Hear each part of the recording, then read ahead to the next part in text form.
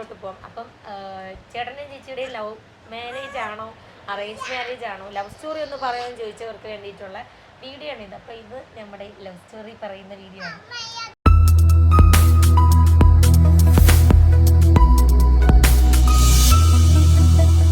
Hello guys, welcome back to YouTube ചാനലിൽ. അപ്പോൾ ഞങ്ങൾ പുതിയ വീഡിയോയിലേക്ക് എല്ലാവർക്കും സ്വാഗതം. അപ്പോൾ ഗൈസ്, ഒന്നാമത്തെ കാര്യം എന്ന് വെച്ചാൽ കുറേ ദിവസത്തിന് ശേഷമാണ് വീണ്ടും ഞാനിങ്ങനെ ഒരു വ്ളോഗിലേക്ക് വന്നത്. ഡോറ നമ്മുടെ എപ്പിസോഡ് ഓടിക്കൊണ്ടിരിക്കുകയാണ്. അപ്പോൾ അതിൻ്റെതായിട്ടുള്ള കുറച്ച് ഡിലേ ചെയ്യുകയാണ്. അതുമാത്രമല്ല, നമ്മുടെ നന്ദപ്പന് കുറച്ച് ദിവസം സുഖമില്ലായിരുന്നു. 7 ദിവസത്തോളം അവൾ ഹോസ്പിറ്റലിൽ അഡ്മിറ്റ് ആയിരുന്നു. ചെറുതായിട്ട് അവിടെ കൂടി ഇവിടെ കൂടിയൊക്കെ ചെറിയ ന്യൂമോണിയുടെയൊക്കെ സൂചനയൊക്കെ ഉണ്ടായിരുന്നു. അങ്ങനെയായിരുന്നു കേട്ടോ, നല്ല റെസ്റ്റും കാര്യങ്ങളൊക്കെ ആയിരുന്നു. ആളിതാ ബാക്കിൽ കിടന്ന് ഭയങ്കരമായിട്ടുള്ള വിരളിയൊക്കെ കാണിക്കുന്നുണ്ട്. പിന്നെ രണ്ടാമത്തെ കാര്യം, അച്ഛയും ഞാനും നന്ദപ്പനും ഉണ്ട് ഇന്നത്തെ വ്ളോഗിൽ. അപ്പം അത് നമ്മൾ കുറേ മുന്നേ വീഡിയോ ഇട്ടിട്ട് പിന്നെ നമ്മൾ വീണ്ടും ഇങ്ങനെ ഒരുമിച്ച് വരുവാണ്. അവിടെ തുടങ്ങി ഫൈറ്റ്. പിന്നെ അടുത്ത കാര്യം എന്ന് വെച്ചാൽ, നിങ്ങൾക്ക് ഒരുപാട് കമൻറ്റിലൂടെയും അല്ലാതെ ഇൻബോക്സൊക്കെ വന്ന് ചോദിച്ച ഒരു കാര്യമാണ് നമ്മുടെ ഇന്നത്തെ വീഡിയോ. അത് കൂട്ടാക്കണ്ട കേട്ടോ, അവിടെ ഗുസ്തിയ എപ്പോഴും ഉള്ളതാണ്. പിന്നെ ഇത് പറഞ്ഞപ്പോഴാണ് വേറൊരു കാര്യം പറയാൻ വന്നത്. ഒരു ഇൻ്റർവ്യൂവിൽ നന്ദൂട്ടന് അച്ഛൻ ഇഷ്ടമല്ല എന്നൊക്കെ പറയുന്നത് കുറേ പേര് പറഞ്ഞ അമ്മമാർ കുഞ്ഞുങ്ങൾക്ക് പഠിപ്പിച്ചു കൊടുക്കണം, അച്ഛനെ അങ്ങനെ പറയാൻ പാടില്ല, അങ്ങനെയാണ് ഇങ്ങനെയാണെന്നൊക്കെ പറയുന്നത്. സത്യം പറഞ്ഞാൽ റിയാലിറ്റി എന്ന് വെച്ചാൽ ഈ നിങ്ങൾ കാണുന്ന ഇൻ്റർവ്യൂയോ വീഡിയോ ഒന്നും അല്ല. റിയാലിറ്റി എന്ന് വെച്ചാൽ ഇപ്പോൾ ഇവിടെ കാണുന്നത്. അവൾ 4 വയസ്സുള്ളൊരു കുഞ്ഞു മോളാണ്. അപ്പോൾ അവളുടെ മനസ്സിൽ ഇഷ്ടമില്ലായ്മ ഉണ്ടാക്കാനായിട്ടുള്ള ഒന്നും തന്നെ ഉണ്ടായിട്ടില്ല. അപ്പം നല്ല സുഖമില്ല, പനിയായിട്ടിരുന്നതുകൊണ്ടാണ് കുഞ്ഞ് ഐസ്ക്രീം ചോദിച്ചപ്പം അച്ഛൻ മേടിച്ചു കൊടുത്തില്ല. വേണ്ട, കഴിക്കണ്ട എന്നുള്ളത് പറഞ്ഞതിൻ്റെ ദേഷ്യമാണ് ഇൻ്റർവ്യൂ ചെന്നത്. എനിക്ക് അച്ഛനെ ഇഷ്ടമല്ല, എനിക്ക് അമ്മയെ ഇഷ്ടം. പകരം ഞാനാണ് എന്തെങ്കിലും വേണ്ട പറ്റത്തില്ല എന്ന് പറഞ്ഞതെങ്കിൽ അവൾ അപ്പോൾ അവിടെ വെച്ച് തിരിച്ചു പറഞ്ഞേനെ. എനിക്ക് അമ്മ ഇഷ്ടമല്ല, അച്ഛനെയാണ് ഇഷ്ടമെന്ന് പറയുന്ന മോളാണ് നമ്മുടെ നന്ദപ്പൻ. പിന്നെ ആ 2 ഇൻ്റർവ്യൂയിലും സെയിം ഒരേ ടോണിൽ സംഭവം പറഞ്ഞത് വേറെ ഒന്നുമല്ല. ഒരു ദിവസം അത് 2 ഇൻ്റർവ്യൂ എടുത്തത് കേട്ടോ. അതാണ് സത്യം പറഞ്ഞാൽ സത്യാവസ്ഥ എന്ന് പറയുന്നത്. അപ്പം ഞാൻ വെറുതെ ഇങ്ങനെ അച്ചലച്ച് നീട്ടുന്നില്ല. നമുക്ക് നമ്മുടെ മാറ്ററിലോട്ട് പോകാം. അപ്പം ചേട്ടൻ്റെയും ചേച്ചിയുടെയും ലവ് മാരേജ് ആണോ അറേഞ്ച് മാരേജ് ആണോ, ലവ് സ്റ്റോറി ഒന്ന് പറയാമെന്ന് ചോദിച്ചവർക്ക് വേണ്ടിയിട്ടുള്ള വീഡിയോ ആണ് ഇത്. അപ്പോൾ ഇത് നമ്മുടെ ലവ് സ്റ്റോറി പറയുന്ന വീഡിയോ ആണ്. നിനക്ക് വല്ലതും കേൾക്കണോ ഞങ്ങളുടെ ലവ് സ്റ്റോറി? ഇച്ചിരി എണീപ്പിക്കുന്ന ചടക്കണമെന്നോട്ടെ. നമുക്ക് വീഡിയോയിലോട്ട് പോവാം. ഇവിടെ വാ, നീ ഇതിനകത്തുണ്ട്. ഇനി വരാനൊന്നും ഇല്ല. അച്ഛയുടെ അമ്മയുടെ ലവ് സ്റ്റോറി പറയാം. മോക്ക് എന്തെങ്കിലും പറയാനുണ്ടോ? എന്തെങ്കിലും പറയാനുണ്ടോ? ഒന്നുമില്ല. അത് നമുക്ക് അച്ഛൻ വൃത്തിയാക്കിയാ ചെയ്യാം. വേണ്ട വേണ്ട വേണ്ട വേണ്ട വേണ്ട വേണ്ട. അപ്പൊ ഗൈസ്, പിന്നെ തുടങ്ങാനാണ്. അതെ, അപ്പൊ എങ്ങനെയെങ്കിലൊക്കെ നമുക്ക് തുടങ്ങാം. അപ്പൊ ഗൈസ്, സംഭവം എന്ന് വെച്ചാൽ ഞാനിങ്ങനെ ലാബ് ടെക്നീഷ്യൻ കോഴ്സ് പഠിക്കുകയായിരുന്നു കേട്ടോ. അന്നേരം ഇങ്ങനെ ഓൺലൈനിൻ്റെ ക്ലാസ്സിനുമായിട്ട് ബന്ധപ്പെട്ടൊക്കെ ഫോൺ നമ്മളെ പറഞ്ഞു കൊടുക്കും. അതുകൊണ്ട് ഏകദേശം കുറച്ച് കാര്യങ്ങളൊക്കെ അറിയുന്നുണ്ട്. പിന്നെ അവൾ കുഞ്ഞാണ്ട് അവൾക്ക് അറിയത്തില്ല, അവളങ്ങ് വിടും. അവൾ ലാബ് ടെക്നീഷ്യൻ പഠിച്ചുകൊണ്ടിരിക്കുന്ന സമയത്ത് ഫോണിൽ ടിക്ടോക്ക് എടുത്തിട്ട് സ്വന്തമായിട്ട് വീഡിയോ ഒക്കെ ചെയ്യുമായിരുന്നു ഞാൻ. എന്നിട്ട് ഞാൻ പ്രൈവറ്റ് ആക്കി എടുത്തിടുമായിരുന്നു കേട്ടോ. അപ്പം ഞാൻ എൻ്റെ ഒരു ഫ്രണ്ട് പറഞ്ഞു, നീ ഇങ്ങനെ എന്തിനാ, അതെ ചേട്ടൻ ഗൾഫിലായിരുന്നു, അപ്പം ഞാൻ നാട്ടിലായിരുന്നു, നീ ഏറ്റില്ല. എന്നിട്ട് എന്തുവാ, ഞാനിങ്ങനെ പ്രൈവറ്റ് ആക്കിയിട്ടപ്പോൾ എൻ്റെ ഒരു ഫ്രണ്ട് പറഞ്ഞിട്ട് ഇതിനെ പ്രൈവറ്റ് ആക്കുന്നത് നീ നല്ലോണം ചെയ്യുന്നുണ്ടല്ലോ, പബ്ലിക്കൊക്കെ പറഞ്ഞു. പിന്നെ ഞാൻ പബ്ലിക്കൊക്കെ ആക്കി. അന്നേരം നമ്മൾ പാവം ഒരു 200 സബ്ബൊക്കെ ഉള്ള 200 ഫോളോവേഴ്സൊക്കെ ഉള്ള പാവം പിടിച്ചവർ. പുള്ളിക്കാരനെന്ന് വെച്ചാൽ അന്നൊരു പ്രമുഖനായിരുന്നു. ഏകദേശം 43K അടുപ്പിച്ച് ഫോളോവേഴ്സൊക്കെ ഉണ്ട്. മക്കൂസ് 143 എന്നാണ് ടിക്ടോക്കിലെ പിന്നെ ID. ടിക്ടോക്ക് പിന്നെ എന്തുമാത്രം ഫോളോവേഴ്സ്, എന്തുമാത്രം പിള്ളേർ അന്ന് പുറകെ കിടന്നേ. പിന്നെ എന്താ പറയുക, ടിക്ടോക്കിൽ 43K എന്നൊക്കെ പറഞ്ഞാൽ ഭയങ്കര സംഭവം. എനിക്ക് 200 ഉണ്ടായിരുന്നുള്ളൂ. 200 വെറും ഫോളോവേഴ്സ്. ടിക്ടോക്ക് പ്രണയം എന്ന് തന്നെ നമ്മൾ പറയാൻ കേട്ടോ. നമ്മുടെ വീഡിയോയിൽ ഏറ്റവും ഫസ്റ്റത്തെ വീഡിയോ നോക്കുമ്പോഴത്തേക്കും ഞങ്ങൾ 2 സേവ് ദ ഡേറ്റ് വീഡിയോ ഉണ്ട്. അതിനകത്ത് ഒരു ടിക്ടോക്ക് പ്രണയം എന്നൊക്കെ പറഞ്ഞൊരു സെറ്റപ്പാണ് നമ്മൾ ചെയ്തേക്കുന്നത്. പിന്നെ എന്താ പറയുക, അങ്ങനെ പിന്നെ വീഡിയോസൊക്കെ തന്നെ ചെയ്തു അത് പബ്ലിക്കാക്കി. അത് കഴിഞ്ഞിട്ട് പിന്നെ ഡുവറ്റൊക്കെ ചെയ്യാൻ തുടങ്ങി. അങ്ങനെ 2-3 പേരെ വേറെയൊക്കെ ഡുവറ്റ് ചെയ്തിട്ടുണ്ട്. അങ്ങനെ അവസാനം ഉറങ്ങിപ്പോകുമ്പോഴെങ്കിൽ ഇത് രാത്രി ഒരു 11 മണിക്കാണ് വീഡിയോ എടുക്കുന്നത്. ഉറങ്ങിക്കൂടാ. അങ്ങനെ ഇരിക്കുന്ന മഹാനെ ഞാനൊന്ന് ഡുവറ്റ് അടിച്ചതാണ്. ഒരിക്കലും പ്രതീക്ഷിച്ചില്ല മഹാന്റെ കുത്തിരിയുടെ കയ്യിൽ വെച്ചിങ്ങനെ ഇരിക്കുന്നു. സംഭവം ഒരു ഡുവറ്റ് അടിച്ചത്. ചേട്ടനൊരു ബ്ലാക്ക് ഷർട്ടൊക്കെ ഇട്ടിട്ട്, പിന്നെ ഞാൻ അതേപോലെ ഒരു ബ്ലാക്ക് ഇതൊക്കെ ഇട്ടിട്ട് പുള്ളീൻ്റെ ഒരു വീഡിയോയിൽ ഞാൻ ഡുവറ്റ് അടിച്ചായിരുന്നു.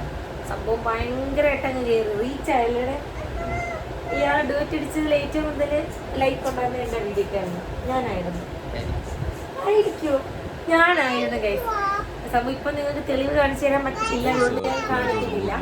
പിന്നെ ആ വീഡിയോ എടുക്കാൻ ഞാൻ ഫ്രണ്ട്സിനോടൊക്കെ പറഞ്ഞിട്ടുണ്ട്. പുറത്തുള്ള ഞാൻ ഈ വീഡിയോക്കകത്ത് തന്നെ ആ വീഡിയോ കാണിച്ചു തരാം. ഇതാണ് നമ്മുടെ ഫസ്റ്റ് ലൈഫ് മാറ്റി മറിച്ച് ആ വീഡിയോ ചെയ്താന്നുള്ളത് ഇത് കാണിച്ചു തരാം. പിന്നെ എന്തോ അത് കണ്ടപ്പോഴത്തേക്കും പുള്ളിക്കാരൻ എന്നെ ഒന്ന് ഫോളോ ചെയ്തു. പിന്നെ ഈ ടിക്ടോക്കിൽ തന്നെ ഇൻബോക്സ് ചെയ്യാവുന്ന ഒരു ഓപ്ഷൻ ഉണ്ട്. അപ്പോൾ അതിനകത്തൊരു ഹായ് ഒക്കെ വന്നു. പിന്നെ നമ്മൾ തിരിച്ച് ഹായ് കൊടുത്തു, സംസാരിച്ചു. പിന്നെ അവിടെ നിന്ന് ആ സംസാരം ഇൻസ്റ്റാഗ്രാമിലോട്ടായി. പിന്നെ ഇൻസ്റ്റാഗ്രാമിൽ നിന്ന് വാട്സപ്പിലോട്ടായി. ഞാൻ പറഞ്ഞു തെളിവുകൾ കാണിക്കാൻ ഇപ്പം ഇല്ല. പിന്നെ ഞാനാണ് ടിക്ടോക്കിൽ എനിക്കാണ് ഗൈസ് ഫസ്റ്റ് ഹായ് ഇട്ടത്. പിന്നെ അത് കഴിഞ്ഞിട്ട് ഇൻസ്റ്റാഗ്രാമിൽ വന്നു. അത് കഴിഞ്ഞിട്ട് വാട്സപ്പ് നമ്പർ ഞാനാണ് ചോദിച്ചത് കേട്ടോ. അത് ഫ്രണ്ട്സിനൊക്കെ കുറേ ഫ്രണ്ട്സിനൊക്കെ ആണെങ്കിൽ പിന്നെ പുള്ളിക്കാരനെ അറിയാം. അപ്പോൾ ഞാൻ ഇതുപോലെ ഡുവറ്റൊക്കെ ചെയ്ത് ഞാൻ പറഞ്ഞു ആ ചേട്ടനെ എന്നെ തിരിച്ച് ഫോളോ ചെയ്തു, ആ ചേട്ടൻ്റെ ചാറ്റ് എന്നൊക്കെ പറയുമ്പോൾ ആർക്കും വിശ്വാസമില്ല. അപ്പോൾ പിള്ളേരെ കാണിക്കാൻ വേണ്ടിയിട്ട് ഞാൻ ചേട്ടൻ്റെ ചോദിച്ചേട്ടാ വാട്സപ്പ് നമ്പർ ഒരു കാര്യം പറയണം, നമ്മൾ ചുമ്മാ മേടിച്ചിട്ട് സ്കൂളിൽ എന്തോ നമ്മൾ ക്ലാസ്സിൽ ഇയാൾ മെസ്സേജ് അയച്ചില്ല. പക്ഷേ ക്ലാസ്സിൽ എല്ലാവരും ഇരുന്നപ്പോഴത്തേക്കും ഞാനാണെങ്കിൽ വാട്സപ്പ് കോൾ ചെയ്തു. പുള്ളിക്കാരൻ ഗൾഫിലായിരുന്നു. അപ്പോൾ വാട്സപ്പ് കോൾ ചെയ്ത് പിള്ളേരെ മുമ്പിൽ ഒരു ഡോഗ് ഷോ ഒക്കെ കാണിച്ചായിരുന്നു. പിന്നെ എന്താ പറയുക വാട്സപ്പിലായി. അത് കഴിഞ്ഞിട്ട് പിന്നെ നമ്മുടെ ചാറ്റ് കൂടി അത് നല്ലൊരു ഫ്രണ്ട്ഷിപ്പിലോട്ടായി. നമ്മൾ പരസ്പരം നമ്മുടെ ലൈഫിലെ കാര്യങ്ങളൊക്കെ നമ്മൾ ഷെയർ ചെയ്തു. അങ്ങനെയൊക്കെയുള്ള സംഭവങ്ങളൊക്കെയാണ്. പക്ഷെ ഇതുവരെ ഞങ്ങൾ നേരിട്ട് കണ്ടിട്ടില്ല, വിളിച്ചിട്ടോ അങ്ങനെയൊന്നുമില്ല. അങ്ങനെ ഒരു ദിവസം പിന്നെ വാലന്റൈൻസ് ഡേക്ക് പുള്ളിക്കാരൻ എന്നെ ഇങ്ങോട്ടാണ് പ്രപ്പോസ് ചെയ്തത്. അത് അല്ലെന്ന് പറയാൻ പറ്റില്ല, ഇങ്ങോട്ടാണ് എന്നെ പ്രപ്പോസ് ചെയ്തത്. പക്ഷേ ഞാനല്ലായിരുന്നു ആ സമയത്ത്. തിരിച്ച് മറുപടി എടുത്ത് എൻ്റെ ഒരു ഫ്രണ്ടായിരുന്നു. അപ്പം പുള്ളിക്കാരി വിചാരിച്ചു ചുമ്മാ ഈ പിള്ളേരെല്ലാവരും പറയുന്നില്ലേ എന്നുള്ളത്. എൻ്റെ ഇൻസ്റ്റാഗ്രാം ഐ ഡി യൂസ് ചെയ്തിരുന്നത് അവളായിരുന്നു. അപ്പം അവളായിരുന്നു എന്തുവാർത്തത് പിന്നെ ഫേക്കടി എന്തോ ഫേക്കടി അതൊക്കെ ഞാൻ ടെസ്റ്റ് ചെയ്തത്. പിന്നെ നമ്മളൊരാളുമായിട്ട് ഇതാകുമ്പോഴത്തേക്കും പുള്ളിക്കാരൻ്റെ ക്യാരക്ടറൊക്കെ അറിയില്ല. അപ്പം അത് ഞാൻ ഫേക്ക് ഐ ഡി ഒക്കെ തുടങ്ങിയിട്ട് പുള്ളി ഒന്ന് നൈസായിട്ടൊക്കെ ഇതാക്കി നോക്കി. അപ്പോഴത്തേക്കും പുള്ളിക്കാരൻ പിടിച്ചു നീ അല്ലേ എന്നുള്ള രീതിക്ക്. പിന്നെ എന്ത് പറയും അവളായിരുന്നു തിരിച്ച് ഉടനെ തന്നെ ഒന്ന് വട്ടം ചുറ്റിക്കാന്നുള്ള രീതിക്ക് അവൾ തിരിച്ച് ഓക്കെ ഒക്കെ പറഞ്ഞ്. അതിനുശേഷം പിന്നെ ഞാനായിരുന്നു അതിനുശേഷം ഇങ്ങനെ സംസാരിച്ചുകൊണ്ടൊക്കെ ഇരുന്നത്. പിന്നെ ഈ സംസാരം അന്ന് ആ സമയത്ത് നല്ല രീതിക്ക് പബ്ജി കളിക്കുകയാണ്. പുള്ളിക്കാരൻ പബ്ജി ഒന്നും കളിക്കത്തില്ല. പബ്ജി കളിക്കുമോ എന്ന് ചോദിച്ച ഉടനെ പബ്ജി ഡൗൺലോഡ് ചെയ്ത് ഞാൻ കളിക്കുമെന്ന് പറഞ്ഞ് വന്ന വ്യക്തിയാണ് ഈ കിടക്കുന്നത്. എന്നിട്ട് പിന്നെ പബ്ജി കളിയൊക്കെയായി. പബ്ജി കളി 2 മണി 3 മണി വരെ വീട്ടുകാരെല്ലാവരും ഉറങ്ങുന്നത് ഞങ്ങൾ പബ്ജി കളിച്ച് സംസാരിക്കും. പക്ഷെ നമുക്കിവിടെ നാട്ടിൽ 2 മണി 3 മണി ഞാൻ പബ്ജി കളിക്കുക, പുള്ളിക്കാരനോട് സംസാരിക്കുക. അങ്ങനെയാണ് കുറച്ചുകൂടെയൊക്കെ കാണിച്ചതായി. GP കയറടി മാടി വെടിവെക്കടി അങ്ങനെയൊക്കെയുള്ള സംഭവമൊക്കെയാണ്. പിന്നെ എന്താ പറയാൻ അങ്ങനെ നമ്മൾ സംസാരിച്ച് പബ്ജി കളി നിർത്തിയിട്ട് ആ 2 മണി 3 മണി പുള്ളിക്കാരനായിട്ടുള്ള ചാറ്റും സംസാരമൊക്കെ. അങ്ങനെ ഒരു ദിവസം നീ ഇഷ്ടമാണെന്ന് പറഞ്ഞ് തിരിച്ച് അതുപോലെ പറഞ്ഞു. പിന്നെന്തോ ഇങ്ങനെ ഞാൻ വിചാരിച്ചു സത്യം പറഞ്ഞാൽ ഒരിക്കലും ഇങ്ങനെ ഇത് നടക്കുമെന്ന് തോന്നിയിട്ടുണ്ടായിരുന്നോ? പക്ഷെ ഞാൻ സീരിയസ് ആയിട്ട് ഞാൻ പറയാൻ കേട്ടോ, ഞാനിത് നടക്കുമെന്ന് ഒട്ടും പ്രതീക്ഷിച്ചില്ല. കാര്യം നമ്മൾ കണ്ടിട്ടില്ലാത്ത ഒരാൾ. ഞാൻ ഇങ്ങനെ ചേട്ടൻ പുണ്ണിലൂർ ഇത്രയും 2 സ്ഥലത്ത് കിടക്കുന്നവരെങ്ങനെ ഒരിക്കലും ഇമ്പോസിബിൾ ആയിട്ടുള്ള കാര്യമല്ല. എനിക്കൊരു വിശ്വാസവും ഇല്ലായിരുന്നു. പിന്നെ എന്തോ അപ്പോൾ അതിൻ്റെയൊക്കെ ഉള്ള ഒരു ഇതുണ്ടായിരുന്നു. ഈ വീട്ടിലൊക്കെ പറയാൻ ഭയങ്കര ഇതൊക്കെയായിരുന്നു. വീട്ടിൽ പറഞ്ഞാലും നടത്തത്തില്ല ഇഞ്ചി പൊടി എന്ന് പറയുന്നത്. അപ്പം പിന്നെ ഞാൻ ഇതിനകത്ത് ചെറിയൊരു കളി കളിച്ചതെന്ന് വെച്ചാൽ നമ്മൾ ഡെയിലി 2 ദിവസം ആദ്യമൊക്കെ പ്രത്യേകമായിട്ട്. അപ്പോൾ ഇതിനകത്ത് ഞാൻ കളിച്ചൊരു ചുറ്റിക്കളി എന്ന് വെച്ചാൽ അതെൻ്റെ ഈ വീഡിയോ ഉറപ്പായിട്ട് എൻ്റെ അമ്മ കാണും. എൻ്റെ അമ്മ ഈ വീഡിയോ കണ്ടിട്ട് തന്നെ എൻ്റെ അമ്മ പറയും, എനിക്കതറിയാം. അപ്പം ഞാൻ ഫസ്റ്റ് ചേട്ടനെ കൂടുതൽ വെച്ചാൽ പുള്ളിക്കാരൻ നിറയെ റീൽസൊക്കെ ചെയ്യുമായിരുന്നു കേട്ടോ. അപ്പം ചേട്ടൻ്റെ റീൽസ് ഇങ്ങനെ വീട്ടുകാർക്കൊക്കെ കാണിച്ചു കൊടുക്കും. അനിയൻ കുഞ്ഞാ ആ സമയത്ത്. അപ്പോൾ അവന് പിന്നെ വീട്ടിലെല്ലാവർക്കും കാണിച്ചു കൊടുക്കും. എല്ലാവർക്കും ഇഷ്ടപ്പെട്ട് ആദ്യമേ റീൽസൊക്കെ നമ്മൾ ഈ ചേട്ടൻ്റെ റീൽ നോക്കി ചേട്ടൻ്റെ ഡുവറ്റ് അടിച്ച് ചേട്ടൻ ഇത്രയും ഫോളോവേഴ്സ് ഉണ്ട് എന്നൊക്കെ പറഞ്ഞാൽ പൊക്കി എന്ന് വെച്ച് അങ്ങനെ ചതി ഞാൻ വീട്ടുകാരോട് ചെയ്തിട്ടുണ്ടല്ലോ. അങ്ങനെ വീട്ടുകാർക്ക് ഓൾമോസ്റ്റ് അറിയാം. പിന്നെ മക്കു എന്നായിരുന്നു അന്ന് ഐഡിയൊക്കെ. പിന്നെ പുള്ളിക്കാരൻ ഇങ്ങനെ ലൈവ് വരുമ്പോഴത്തേക്കും ഞാൻ എല്ലാ ലൈവിലും ഞാൻ പ്രസൻ്റ് ആയിരിക്കും, കുറേ ലവ് ഇടാനും അങ്ങനെയൊക്കെ. അപ്പം അങ്ങനെയൊക്കെയാണ് സംഭവം. ഞാനിത് സത്യം പറഞ്ഞാൽ ഇങ്ങനെ ആവുമെന്നൊന്നും വിചാരിച്ചതൊന്നുമല്ല, പക്ഷേ ഇങ്ങനെയൊക്കെ സംഭവിച്ചു. അത് കഴിഞ്ഞിട്ട് പിന്നെ വീട്ടിൽ പൊക്കിയത് എങ്ങനെ ലൈവ് വന്നപ്പോൾ അല്ലേ, ചേട്ടൻ ഒരു ദിവസം ലൈവ് വന്നപ്പോഴത്തേക്കും അമ്മ ഷോപ്പിൽ പോകാൻ വേണ്ടി ഇരിക്കുന്നു, ഞാനൊന്ന് നിൽക്കുന്നു. അന്നേരം അതിനകത്ത് തന്നെ പിള്ളേരെല്ലാവരും ചോദിച്ചു തുടങ്ങി ചേട്ടൻ്റെ ലൈൻ ഉണ്ടോ എന്നൊക്കെ പറയും. പുള്ളി ഉണ്ടെന്ന് പറഞ്ഞു, ഇതിനകത്തുണ്ടെന്ന് പറഞ്ഞു. അപ്പോൾ അതിനകത്ത് കുറേ പിള്ളേർ ഇങ്ങനെ ചേട്ടൻ ഡുവറ്റ് ഇടിച്ച പിള്ളേരുടെയൊക്കെ പേര് പറയണം, ഇന്ന ആളാണോ. അപ്പോൾ പുള്ളി ഇല്ല എന്ന് പറയും. അടുത്ത് പൊന്നൂസ് എന്ന് ചോദിക്കുമ്പോൾ പുള്ളി ഒന്നും മിണ്ടുന്നില്ല. അന്നേരം അമ്മയ്ക്കൊരു ഡൗട്ട് അടിച്ച്, പിന്നെ എൻ്റെ ലവ് വിടലൊക്കെ എൻ്റെ അമ്മയുടെ ലൈവിനകത്ത് വന്നിരുന്ന് കാണുമായിരുന്നു. അപ്പോഴേ അമ്മയ്ക്ക് ഏകദേശം മനസ്സിലായി എന്തോ ഒരു വശവശമുണ്ട്. പൊന്നൂസ് ആണോ ചെയ്യുമ്പം ഒരു പ്രത്യേകതരം ഒരു ചിരി എക്സ്പ്രഷനൊക്കെയാണ്. അപ്പോൾ അതിൽ തന്നെ ഏകദേശം പിടിച്ചായിരുന്നു. പിന്നെ എന്തോ അത് കഴിഞ്ഞിട്ട് ഞാനിങ്ങനെ വീട്ടിലിങ്ങനെ ഇതുപോലെ പറഞ്ഞ് ഏകദേശം പിടിച്ച്. അമ്മ എൻ്റെ അടുത്ത് ചോദിച്ചായിരുന്നു എന്തെങ്കിലും ഉണ്ടോ, ഇങ്ങനെ ഉണ്ടെങ്കിൽ സത്യം പറ. അപ്പം ഞാൻ പറഞ്ഞതുപോലെ അമ്മ അതിൻ്റെ അടുത്ത് ഇങ്ങനെ ഇഷ്ടമാണെന്ന് പറഞ്ഞ് കുറച്ച് സമയം നമുക്ക് ഇരിക്കാൻ പോകുന്നത് അന്നേരം മതിയുണ്ട്. അങ്ങനെ ഓൾമോസ്റ്റ് ഏകദേശം അറിഞ്ഞ മട്ടായി. പിന്നെ ഉള്ള സംഭവം എന്ന് വെച്ചാൽ എന്തുവായിരുന്നു, അങ്ങനെ പിന്നെ ഒരു ദിവസം ചേട്ടൻ വീട്ടിലോട്ട് വിളിച്ചായിരുന്നു അമ്മയുടെ നമ്പറൊക്കെ ഞാൻ കൊടുത്തിട്ടുണ്ടായിരുന്നു. അങ്ങനെ അമ്മയെ വിളിച്ചിട്ട് ഇതുപോലെ പറഞ്ഞ് അവളെ ഇഷ്ടമാണ്, കല്യാണം കഴിക്കാൻ താല്പര്യമുണ്ട് എന്നൊക്കെ പറഞ്ഞപ്പോഴത്തേക്കും വീട്ടുകാർ പറഞ്ഞു എന്തോ നീ ഇങ്ങനെ നേരെ പോകണമെങ്കിൽ ഓക്കെ നിൻ്റെ വീട്ടിൽ നിന്ന് വിളിച്ച് നിൻ്റെ വീട്ടുകാരുമായിട്ട് വന്ന് ആലോചിക്കുക എന്നിട്ട് നമുക്ക് ചെയ്യാമെന്ന് പറഞ്ഞു. പക്ഷെ വീട്ടുകാരും അപ്പോഴിത് വലിയ കാര്യമായിട്ട് എടുത്തില്ല. വെറുതെ ഈ പറയുന്ന കാര്യം പരസ്പരം കാണുന്നില്ല, എന്തുവാണെന്നൊന്നും അറിയാതെ തന്നെ ഇങ്ങനെയൊക്കെ പറയുന്നുള്ള രീതിക്ക് വലിയ മൈൻഡാക്കിയില്ല. പക്ഷേ ഒരു ദിവസം വീട്ടിൽ നിന്ന് വിളിക്കുന്നുവല്ല, അച്ഛനാണെന്നോ അച്ഛനായിട്ടല്ലേ വിളിച്ച്, അച്ഛൻ വിളിച്ചിട്ട് പറയുന്നത് പോലെ മോനിങ്ങനെ ഇഷ്ടമാണെന്ന് പറഞ്ഞ് ഞങ്ങൾ കുട്ടിയെ കാണാൻ വരുമെന്നൊക്കെ പറഞ്ഞു. ആദ്യം 2 പേര് എന്തോ വരുമെന്ന് പറഞ്ഞ് പിന്നെ അത് എണ്ണം കൂടി അവസാനം നൈസായിട്ടുള്ള ഇത് എന്ത് മൂവ്മെന്റ് എന്ന് പറയുന്നത്, സൈക്കോളജിക്കൽ മൂവ്മെന്റ് എന്ന് പറയുന്ന പോലെ നോക്കിയപ്പോൾ ഒരു വണ്ടി ആൾക്കാർ കല്യാണത്തിനൊക്കെ വരുന്ന കൂട്ട് ഒരു വണ്ടി ആൾക്കാരൊക്കെ വന്ന് വളയൊക്കെ വളയിട്ടുന്ന നമുക്കവിടെ നിശ്ചയം ഉറപ്പിച്ച പോലെയാണ്. അപ്പോൾ വന്ന് അമ്മ നിശ്ചയം ഉറപ്പിച്ചു. പിന്നെ അങ്ങനെ ഇത്ര പേരെന്നാൽ നമ്മൾ വീട്ടിൽ ഫുഡൊക്കെ സെറ്റ് ചെയ്ത് അങ്ങനെ എല്ലാവരും ഫുഡ് കൈ നനച്ചിട്ട് പോയാൽ പിന്നെ അത് നിശ്ചയമായി ഉറപ്പിച്ചതായി. പിന്നെ ഡ്രസ്സ് അന്ന് കൊണ്ടുവന്നായിരുന്നു ഇല്ലല്ലേ, പിന്നെ അത് ഓക്കെ അതൊന്ന് ഉറപ്പിച്ചിട്ട് പിന്നെ അന്ന് 19 വയസ്സാവുന്നതേ ഉള്ളൂ എനിക്ക്.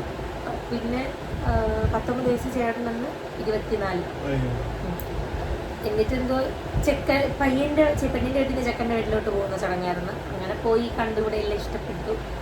പിന്നെ അതൊക്കെ കഴിഞ്ഞിട്ട് കല്യാണം ഒരു 2 വർഷത്തെ ഗ്യാപ്പിലൊക്കെ ഇട്ട് വെച്ചതായിരുന്നു കേട്ടോ. പിന്നെ പെട്ടെന്ന് ചേട്ടൻ്റെ ഫാമിലി തന്നെ ഒരാൾ പറഞ്ഞ് നേരത്തെ നടത്തണം, വെച്ച് നീക്കണ്ട ലേതാക്കണ്ടെന്ന് പറഞ്ഞു. അങ്ങനെ പെട്ടെന്ന് ഒരു 3-4 മാസത്തിനുള്ളിൽ കല്യാണം.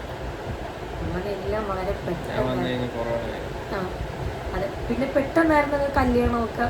എന്താ പറയുക, കല്യാണം കൊറോണ അല്ല, കുഞ്ഞ് ഇരിക്കുന്ന നന്ദപ്പൻ എല്ലാം. അപ്പം കല്യാണം ഉടനെ തന്നെ ഇതിൻ്റെ കല്യാണം. ഞങ്ങളുടെ കല്യാണത്തിൻ്റെ മുന്നേ എന്ന് വെച്ചാൽ ലെറ്റർ കൊടുത്തു, ഗോൾഡ് എടുത്തു, ഡ്രസ്സ് മേടിച്ച് എല്ലാം ചെയ്തു. പക്ഷേ ചെക്കനും പെണ്ണും തമ്മിൽ നേരിട്ട് കണ്ടിട്ടില്ല. ഇതിനിടയ്ക്ക് ഓണത്തിന് വീട്ടിൽ നിന്ന് ഡ്രസ്സൊക്കെ കൊണ്ടുവന്ന് തന്നു, അങ്ങനെയൊക്കെയുള്ള എല്ലാം ആയിട്ടുണ്ട്. എല്ലാവരുമായിട്ട് കണ്ടു, പക്ഷേ ഞങ്ങൾ 2 മാത്രം നേരിട്ട് കണ്ടിട്ടില്ല. ഞങ്ങൾ ഫോൺ വഴിയുള്ള വീഡിയോ കോൾ വഴിയുള്ള കാര്യങ്ങളൊക്കെ അല്ലാതെ കണ്ടിട്ടേ ഇല്ല. അപ്പം ഇങ്ങനെ വെയിറ്റ് ചെയ്തിരിക്കുകയാണ് പുള്ളിയെ കാണാൻ വേണ്ടിയിട്ട്. അപ്പോൾ കല്യാണത്തിൻ്റെ ഒരു 3 ദിവസം മുന്നെയാണ് ചേട്ടൻ നാട്ടിൽ വരുന്നത്. വന്ന പിറ്റേ ദിവസം തന്നെ എന്നെ കാണാനായിട്ട് വന്നു. വന്ന അന്നാണ് നമ്മുടെ സേവ് ദ ഡേറ്റ് എന്നുള്ളത്. ഞങ്ങൾ പരസ്പരം കാണുന്നത് നമ്മുടെ സേവ് ദ ഡേറ്റ്.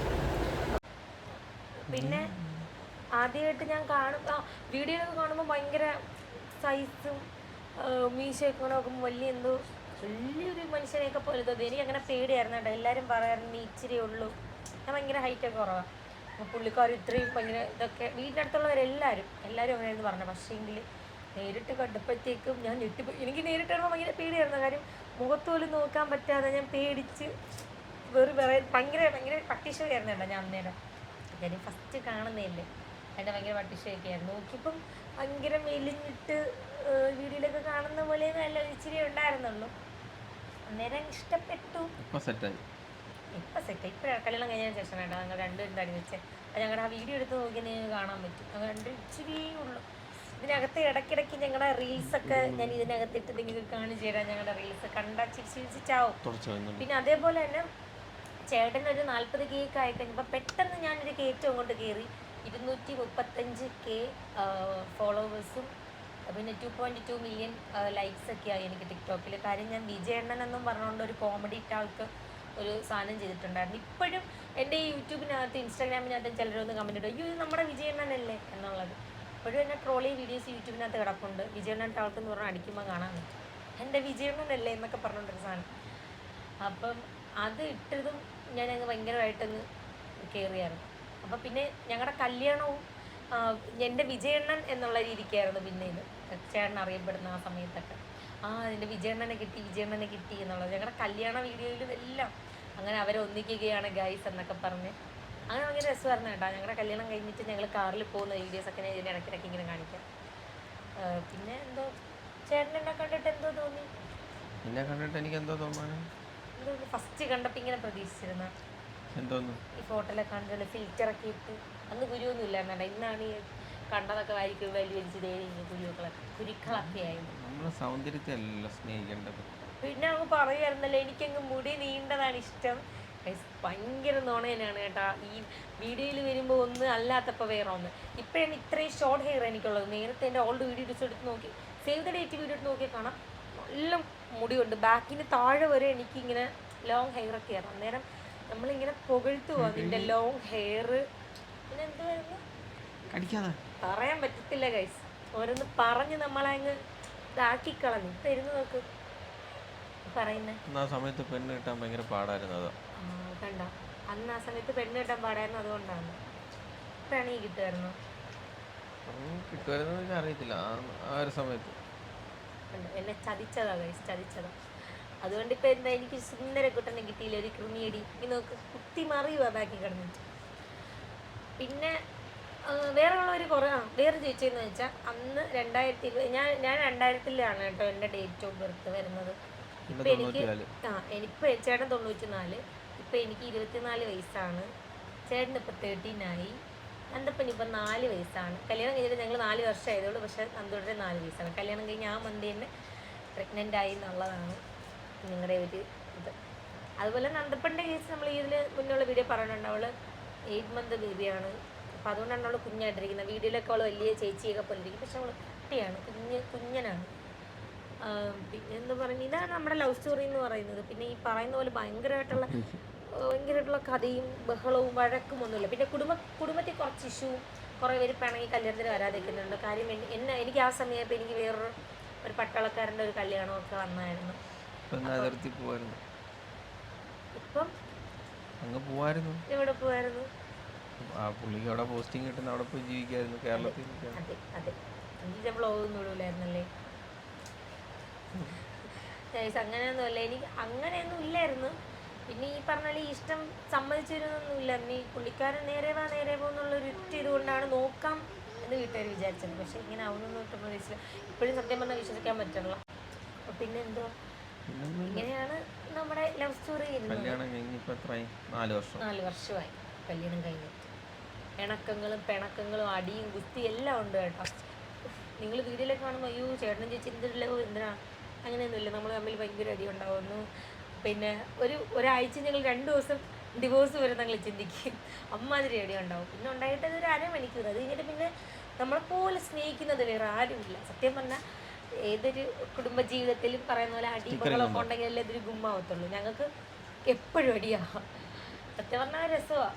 എനിക്ക് മക്കൂൻ്റെ അടിപൊളിയിലേക്ക് ഇറക്കാൻ പറ്റില്ല. തിരിച്ചും മക്കൂന് എൻ്റെ ആ ദേഷ്യം അത് മക്കു തിരിച്ച് ദേഷ്യപ്പെട്ടില്ലെങ്കിൽ നമുക്ക് അത് എന്തോ ബോറായിട്ട് ആണോ? ഭയങ്കര ബോറാണ്. പിന്നെ എന്തോ ബോറില്ലാതെ വരുന്നേ?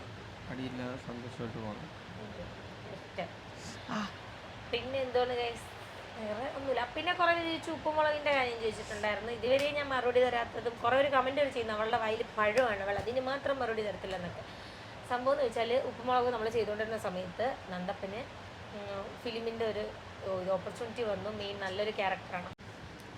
അപ്പോൾ ആ സിനിമയുടെ ഓപ്പർച്യൂണിറ്റി വന്നപ്പോഴത്തേക്ക് ഞങ്ങൾ അങ്ങോട്ട് പോയി. പിന്നെ നല്ല രീതിക്കുള്ളൊരു ബ്രേക്കായി, ഓൾറെഡി നല്ല രീതിക്കുള്ള ബ്രേക്കായി. അപ്പം കണ്ടിന്യൂറ്റി ഉള്ള ഇതല്ലല്ലോ നമ്മുടെ ഉപ്പുമുളക് എന്ന് പറയുന്നത്, എപ്പിസോഡ് ബേസ് ഇങ്ങനെ പോകുന്നതല്ല. അപ്പം നല്ലൊരു ബ്രേക്ക് ആയപ്പോഴത്തേക്കും ആ ഒരു രീതിക്കായിരുന്നു കഥ പോയിക്കൊണ്ടിരുന്നത്. അത് കഴിഞ്ഞിട്ട് പോകാനുള്ള ഒരു ഇതായിട്ട് നമ്മളെല്ലാം പോകാൻ ഡേറ്റും കാര്യങ്ങളൊക്കെ വന്നു കഴിഞ്ഞപ്പോഴത്തേക്കും പുള്ളിക്ക് അടുത്തൊരു സിനിമയുടെ ഇത് വന്നു. പിന്നെ എന്തോ അപ്പോൾ അടുത്ത സിനിമ അതേപോലെ വേറെ 2-3 പ്രോഗ്രാം കാര്യങ്ങളൊക്കെ ഇനിയിപ്പം സോഷ്യൽ മീഡിയയിലൂടെ നിങ്ങൾ കാണും, അന്നേരം നിങ്ങൾക്ക് മനസ്സിലാവും. അപ്പോൾ അതിൻ്റെയൊക്കെ ബിസി കൊണ്ടാണ്, അല്ലാതെ ഉപ്പുമുളകിന്ന് ഫുൾ അല്ല ഉപ്പുമുളകിന്ന് ചളിയതോ അതോ ഇതോ ഒന്നുമല്ല. നമ്മളിപ്പോഴും നമ്മുടെ ഫ്ലവേഴ്സ് ചാനലിലെ ഒരു അംഗം തന്നെയാണ് നന്ദൂസ് എന്ന് പറയുന്നത്. അത് ഈ ഇടയ്ക്ക് നമ്മുടെ സ്റ്റാർ മാജിക്കിലും കണ്ടിട്ടുണ്ടാവും. അപ്പോൾ കുറേ പേര് വേറെ കുറേ യൂട്യൂബേഴ്സ് അയ്യോ ഇറക്കി വിട്ടു, അതാണ് ഇതാണ് മറ്റത് മറിച്ചതാണെന്ന് പറയുന്നിടുന്നുണ്ട്.